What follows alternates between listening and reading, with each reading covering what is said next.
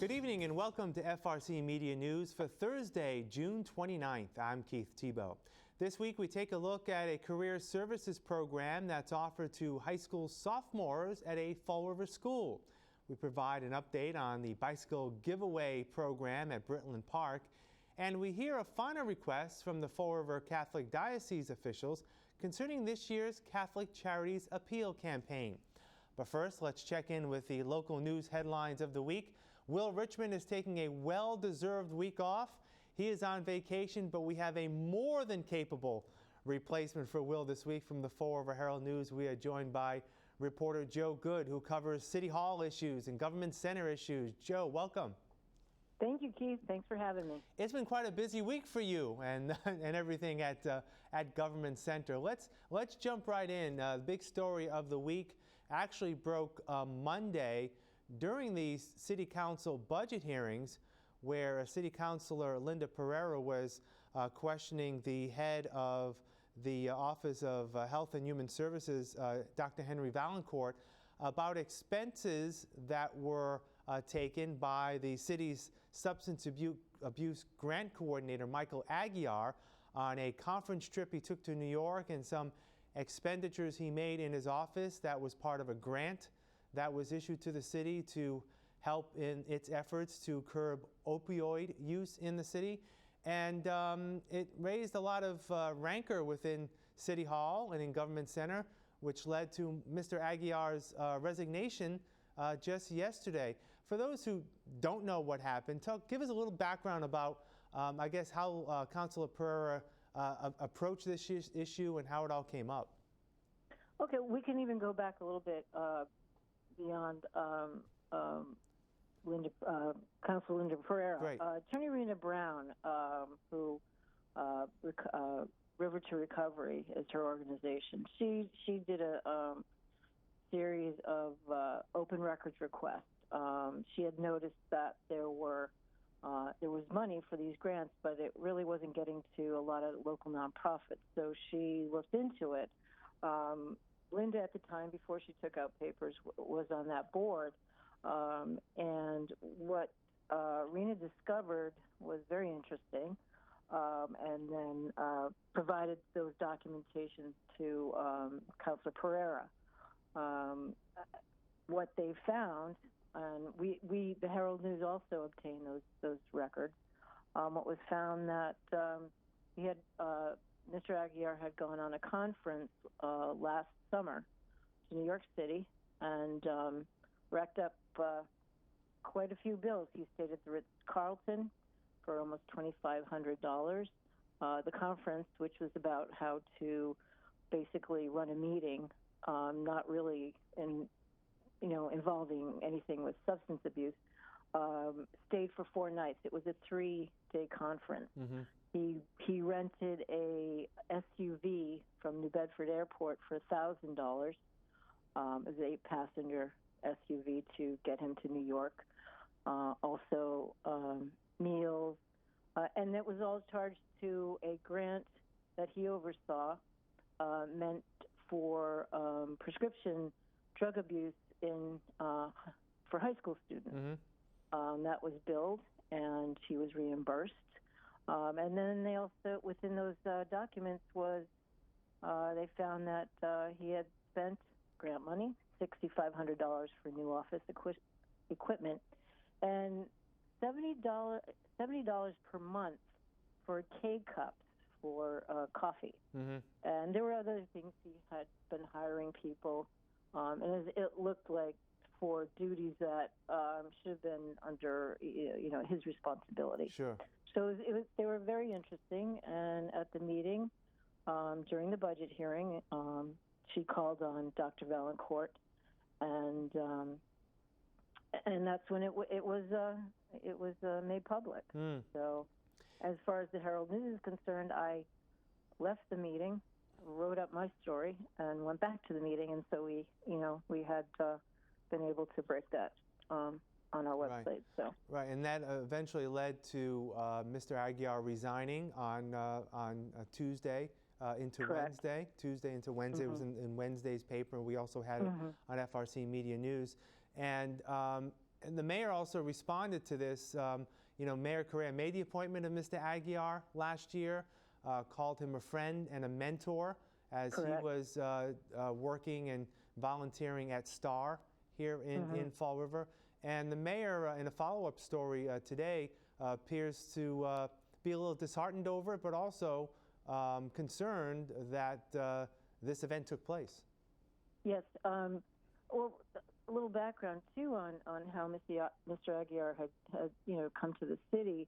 When Mayor Correa first took office, he had attempted to, by ordinance, create that new position. Correct, for yeah. Mr. Aguiar.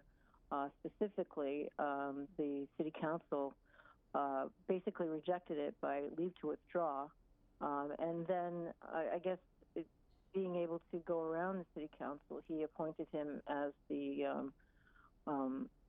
grant coordinator. So he did not need approval, and Right. Mr. Aguiar has been working in that capacity for the last 18 months until he resigned.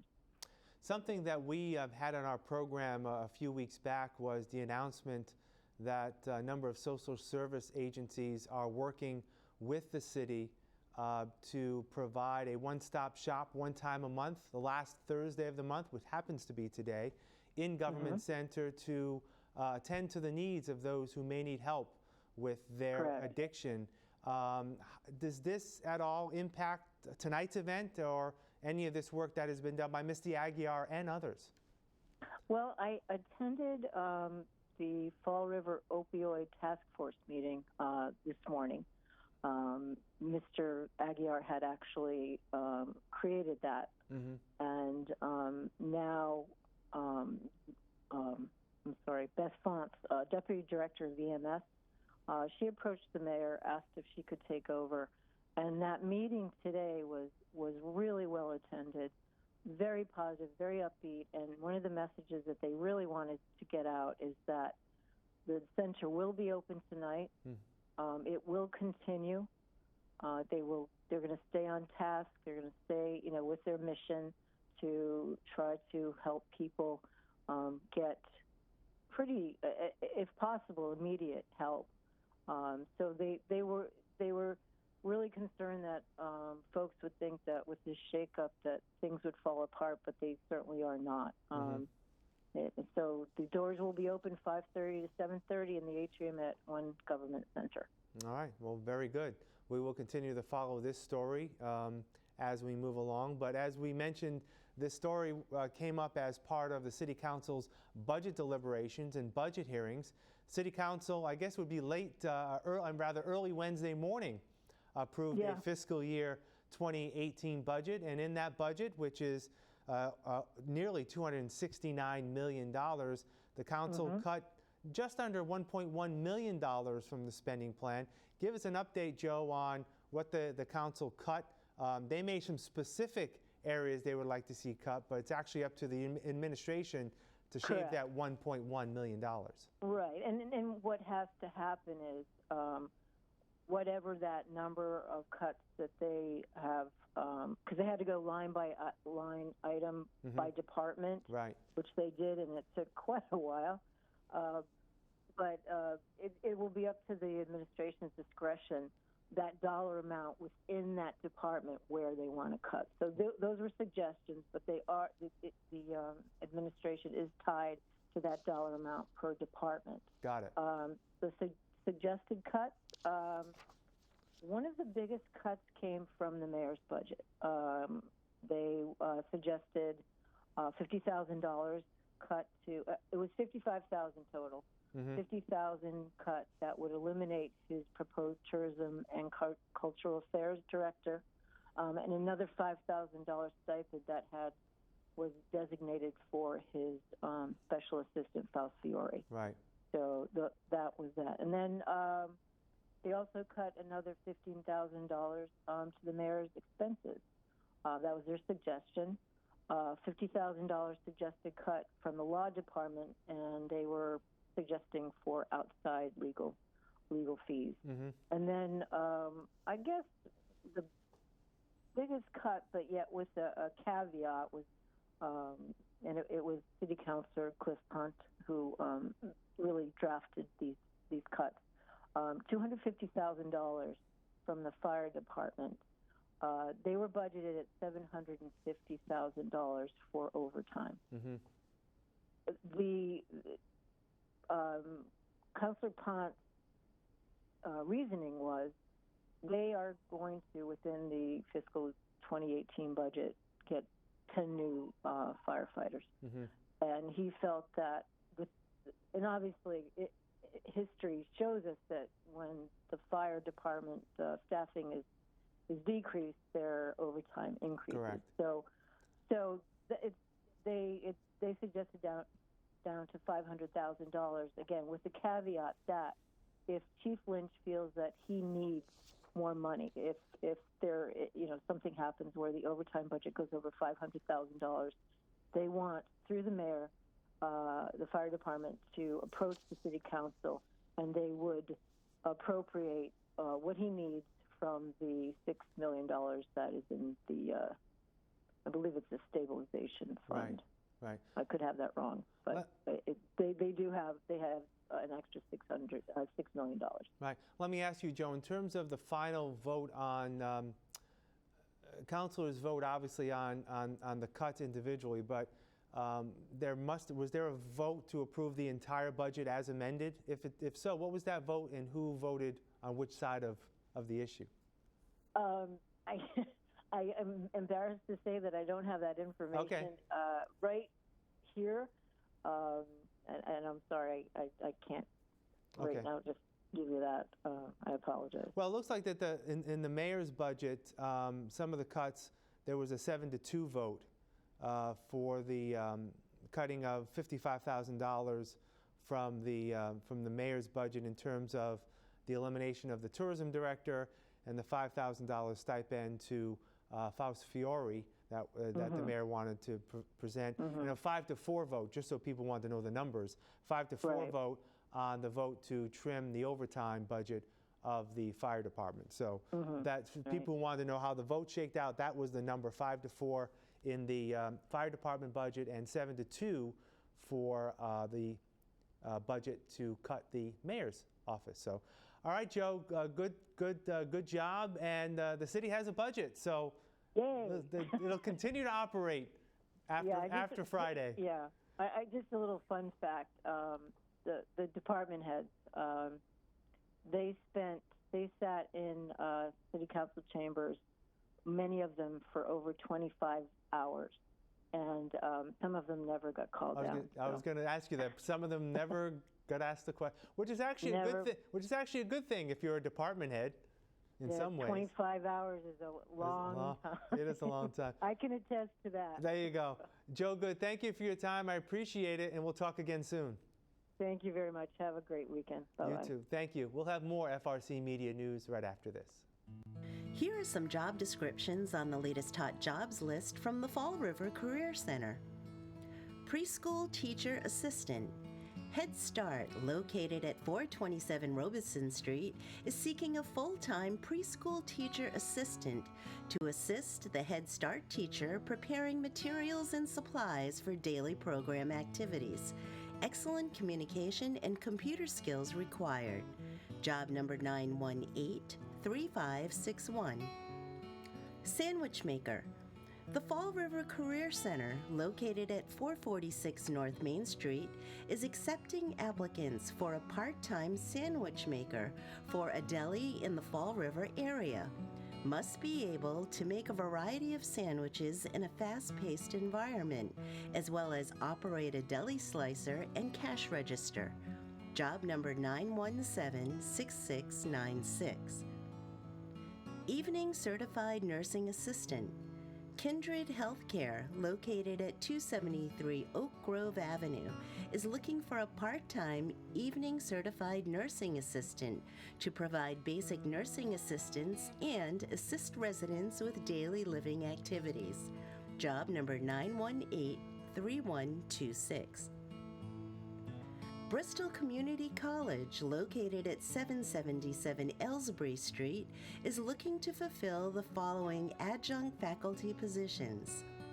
American Sign Language, job number 918-4737.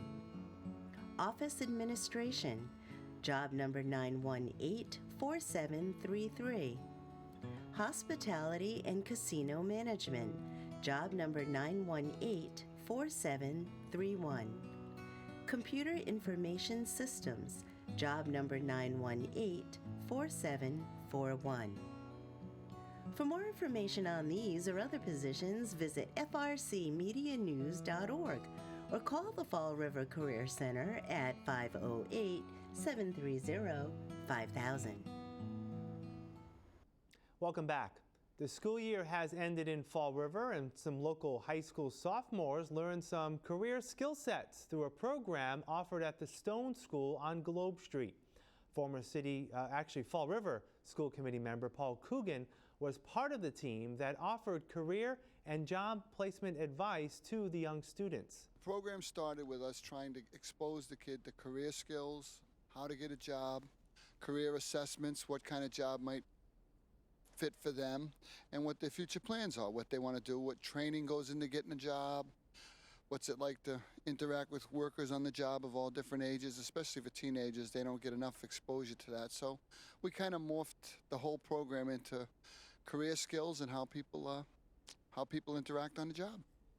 What age group are we talking? Mostly sophomores. They were all 16, 17-year-olds. Many of them were working, but when we did the career assessment, it was kind of a little shocking to me that a lot of them were already focused on what they wanted to be.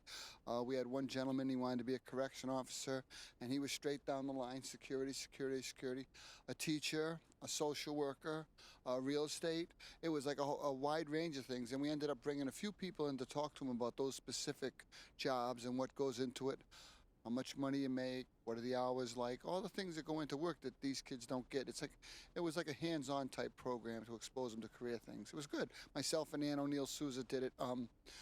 Obviously, the Re-Engagement Center was heavily funded by People Incorporated, and I worked for them under the Smiles program just a few hours a week, especially in the summer. But we ended up starting this career skills class, and we'd have them on the computer, we'd have them at the Occupational Outlook Handbook, and all exposure to different careers. It went well. It went very well. Now, do you explain what the careers are, or did the kids say what they want to do? Well, they said what they wanted to do was one of the first things we asked when we went in. Then we did a career assessment to see if it matched up with what they wanted. Like, for example, one young man wanted to be a correction officer. When he took the career assessment, it went into security, police, and it dovetailed perfectly with what he wanted to do.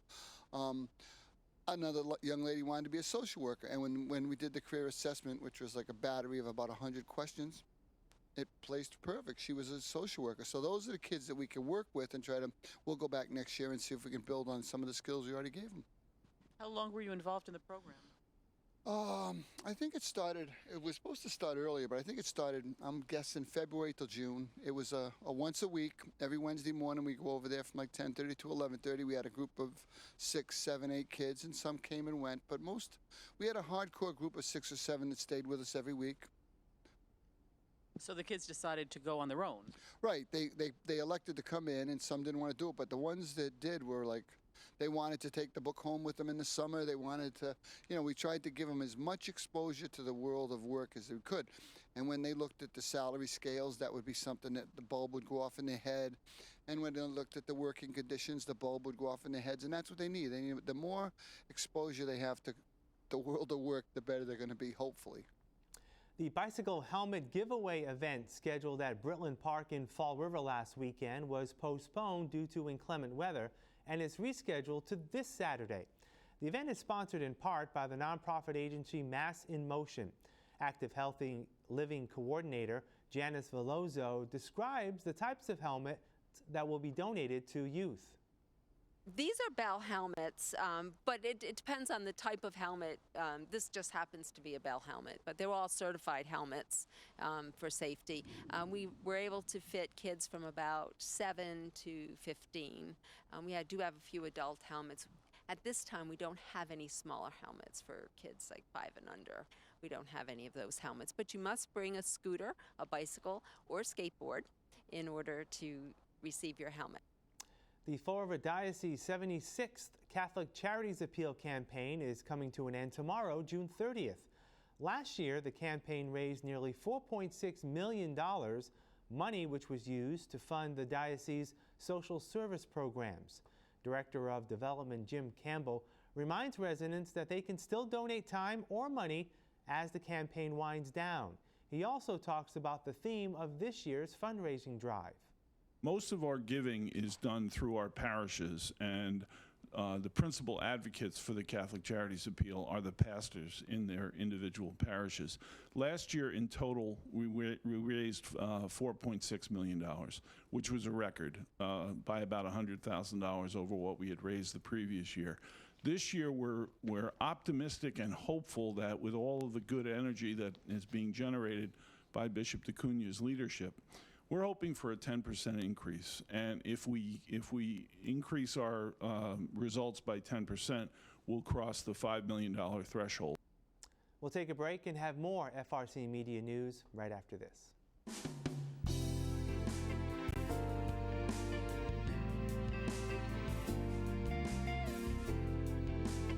So this is Greta. Greta is an 18-month-old, so that's a year and a half, tortie. She's a very friendly cat. As you can see, she likes to sit in your lap and get a good pet. She's very tolerant too. She just recently, about 2 or so months ago, she had kittens. So she's used to craziness around her. I think she's ready to pretty much move on with her life and find a nice quiet place to live. As I said, she's very sweet, very friendly girl. What do you say, Greta? You want to say hi to some people? You want to get a new home? Bet you they'll spoil you. Give you a nice bed, maybe two. Maybe some premium cat chow, huh? Maybe even some tuna. Would you like that tuna? I bet you would. So if you'd like to come down and meet her, I'm sure she'd love to meet you. All right, so this is Mary Lynn. Mary Lynn's a 2-year-old pit, and she is a bundle of energy. You're probably going to see in a minute she's going to get up and she's going to start bouncing around, especially if I start touching her toy like this. But she's a very sweet girl. She's good with other dogs, not great with cats. And despite her energy and whatnot, she's actually pretty good with kids. Though I would recommend the children be at least 5 or older, just because she could send them flying. But if you're interested in seeing her, you can come on down here to Forever Paws, here at 300 Linwood Street in Fall River, Massachusetts.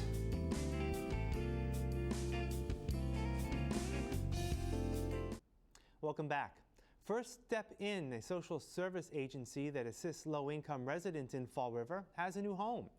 The organization this week moved into its new location on 138 Durfee Street, the former Haddad Electric building. First In offers health checks, sobriety counseling, GED classes, and meals, beds, and laundry service for the homeless. That'll do it for this edition of FRC Media News. You can catch FRC Media News Thursdays and Fridays at 6 p.m. and online via our website, frcmedianews.org. For all of us here at FRC Media News, I'm Keith Tebow. Have a great week. We'll see you next Thursday.